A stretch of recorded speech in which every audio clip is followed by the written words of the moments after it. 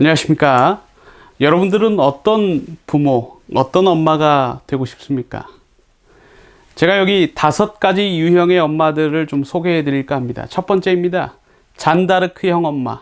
인성을 중요시하는, 강조하는 엄마입니다. 두 번째, 퍼페트형 엄마. 정성을 아주 강조하는 엄마입니다. 세 번째, VIP 입시 코디네이터형 엄마.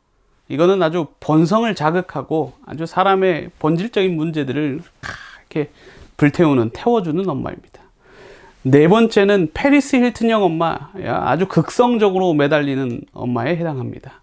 다섯 번째는 로열 패밀리형 엄마. 명성과 지위, 그리고 아주 자신의 보여지는 화려한 삶에 이끌려 있는, 휩싸여 있는 엄마를 이야기합니다. 여러분, 이 중에 어떤 엄마가 되고 싶으세요? 이 유형 중에 고르라고 하면 안 고르셔야 합니다. 왜일까요? 이 5가지가 모두 다 필요합니다. 왜 그럴까요? 오늘날 대한민국은 아이들의 자존감을 무너뜨리는 사회에서 살아남는, 경쟁을 하고 있는 사회에서 우리는 살고 있습니다. 단순히 우리는 일제시대의 잘못된 교육관 때문에 문제가 생긴 것이 아닙니다. 우리나라는 과거에 잘 살아보세라고 하는 운동을 펼쳤습니다. 새마을 운동이라고도 합니다만, 이 운동은 우리나라의 아주 중요한 가치관을 바꾸어버린 운동이었습니다. 물론 새마을 운동이 가진 순기능도 있습니다. 그러나 교육적인 측면만 놓고 생각해 봤을 때 아주 위험한 시도를 시도했습니다. 왜냐하면 잘 사는 것이란 곧 돈을 많이 버는 것이라고 하는 공식을 사람들에게 심어주었기 때문입니다. 잘 살기 위해선 열심히 일을 해야 하고, 곧 열심히 일을 해서 뭘 버는 거예요? 돈을 버는 것. 그러니까 돈을 못 버는 직업은 잘 살지 못하는 것으로 간주했던 사회가 오늘날의 대한민국 사회가 되었던 것이죠. 이 같은 일 덕분에 우리 사회는 아이를 교육하는 것에 돈을 버는 직업을 선택하는 데에 집중하는 쏠림 현상을 경험하게 되었습니다. 앞서 말씀드린 4번의 유형의 엄마나 5번의 엄마, 3번의 엄마 유형들이 등장한 것입니다. 자, 오늘 저는 여러분께 아이를 키우기 위하여 가장 중요하게 생각해야 되는 것, 오늘은 사람들이 인성이라고 표현합니다만 그 인성을 어떻게 우리는 다른 표현으로 바꾸어 갈 수 있을까? 저는 5가지 모두 다 갖춘 아이로 교육하기 위해 가장 중요한 방법을 잠깐 소개해 드릴까 합니다.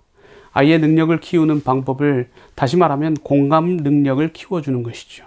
첫 번째, 자기의 감정을 분명하게 이해하고 분명하게 표현할 줄 아는 아이로 키우는 것이죠.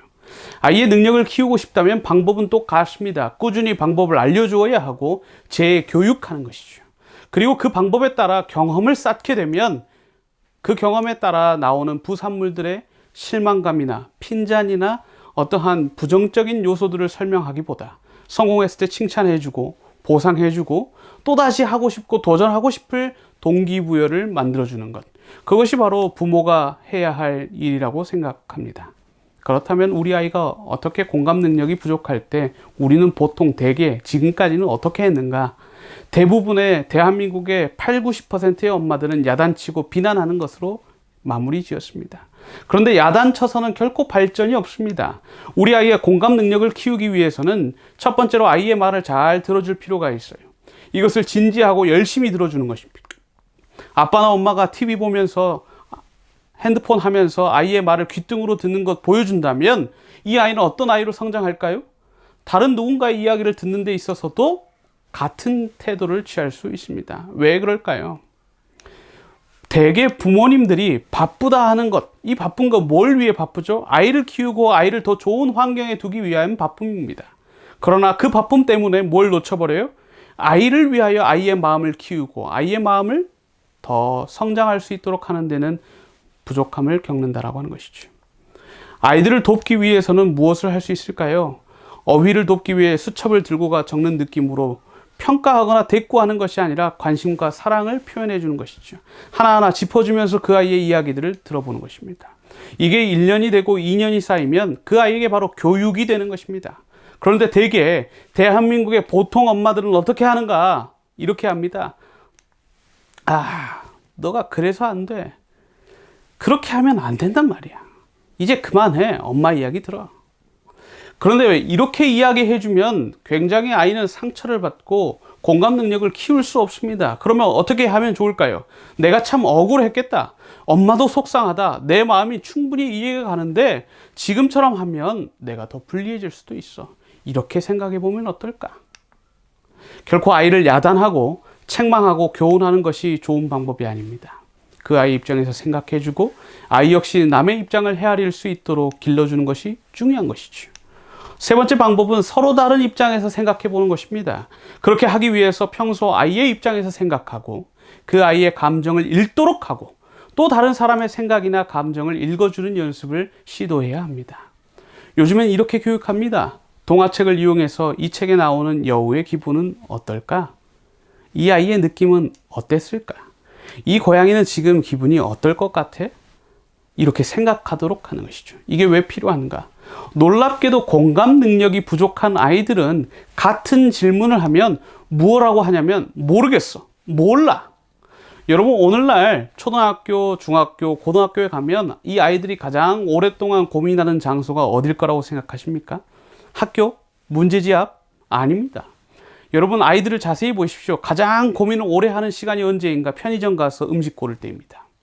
그럴 때는 그 느낌에 대하여 나누는 방법들을 잊혀져 가고 모르게 되기 때문이죠. 자기의 감정을 표현하고 자기의 감정을 올바르게 전달하는 방법을 배우지 못했기 때문입니다. 그러므로 엄마나 아빠가 아이에게 사건이나 사고를 정확하게 명확하게 설명해 주고 그 아이의 그 당시에 느꼈던 감정들을 올바르게 분출하고 표출하고 표현할 수 있도록 알려주는 것이 엄마와 아빠의 역할이라고 하는 것이죠. 제3자의 이야기를 토대로 그 이야기들을 주의 깊게 하는 방법, 그리고 남의 편에 있어서 감정이 드러나지 않고 그 이야기를 담아낼 수 있는 방법, 그것들이 우리 아이를 더 자존감을 높이고 키울 수 있는 방법이라고 하는 것이죠. 이 같은 방법을 오늘날 언어를 바꿔서 감정 코칭이라고 하는 부분으로 대두되고 있습니다. 들어보신 분들도 계실 텐데요. 간단하게 말씀드리면 자기의 감정을 읽고 이해하는 능력에서 비롯되도록 교육하는 것입니다. 부모의 감정을 보다 정확하게 세분화해서 표현해 주는 것이죠. 아빠가 지금 화가 났는데 무엇 때문에 화가 났는지, 엄마가 지금 불편하고 굉장히 마음이 좋지 않은데 왜 그러한 단계에 접어들었는지에 대한 설명이 요구된다라고 하는 것이죠. 이것들은 언어 습관에도 영향을 미칩니다. 그러니까 오늘날 어떻게 해요? 한 가지의 단어로 아이들의 많은 감정을 함축시켜 버립니다. 그래서 오늘날 어때요? 신조어들이 등장합니다. 그래서 신조어들이 등장하면 어때요? 한 문장으로, 한 단어로 그 아이들의 모든 표현이 끝나버려요. 짜증나 하면 모든 게 다 끝나는 것입니다. 오늘 학교가 어땠는지 설명해 달라고 하는데 몰라, 그냥 짜증나. 하지만 이 아이는 수많은 감정들이 마음 가운데 들었지만 올바르게 표현하는 방법이 없었기 때문이죠. 그 짜증을 해결해 줄 수 있는 방법을 엄마나 아빠가 알아챌 수 없는 것입니다. 아이들이 짜증날 때 배가 고파서 짜증낼 수도 있고, 학교에서 친구하고 다퉈서 그럴 수도 있고, 혹은 하고 싶은 일이 있는데 돈이 없어서 그럴 수도 있습니다. 엄마 아빠가 자신의 말을 다 들어두지 않아서일 수도 있어요. 피곤해서 그럴 수도 있습니다. 여러 감정이 섞여 있는데 그러나 아이들은 짜증나 한 문장으로 끝날 수 있다는 것이죠. 이 부분들은 감정 표현을 활용할 수 있는 도움이 필요합니다. 그래서 우리 아이들에게 그 단어들을 활용하고 반복적으로 습득할 수 있는 기회들을 주는 것이 부모의 역할이라고 하는 것이죠. 부모님들께서 옆에서 도와주시면 이 아이들은 사회에서 이기적인 아이로, 인성 없는 아이로 커가는 것이 아니라 공감 능력을 충분히 배양하고 함양된 아이로, 사회 가운데 인정받고 배려받는 아이로 성장할 수 있습니다. 그렇다면 이 사회는 보다 아름다운 사회가 되지 않을까요?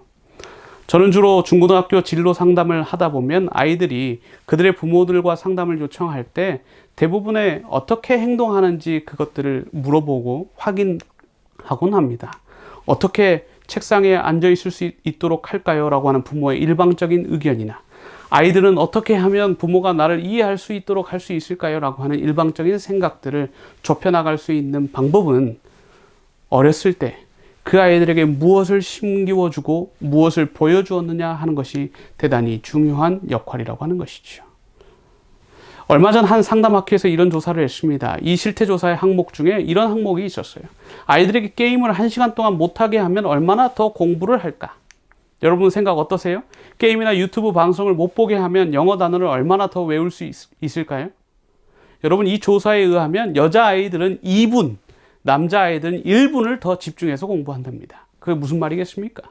결국 억지로 공부하도록 앉혀놓고 그들에게 영어 단어를 외우도록 해봐야 중요하지 않다라고 하는 것이죠. 소통을 통해 교육의 필요를 깨닫게 하는 것 역시 공감을 해주고 아이들의 자존감을 배양하는 일임에 틀림없습니다. 대한민국에 꼭 필요한 인물들을 키워내는 훌륭한 부모가 되길 바랍니다. 마치도록 하겠습니다.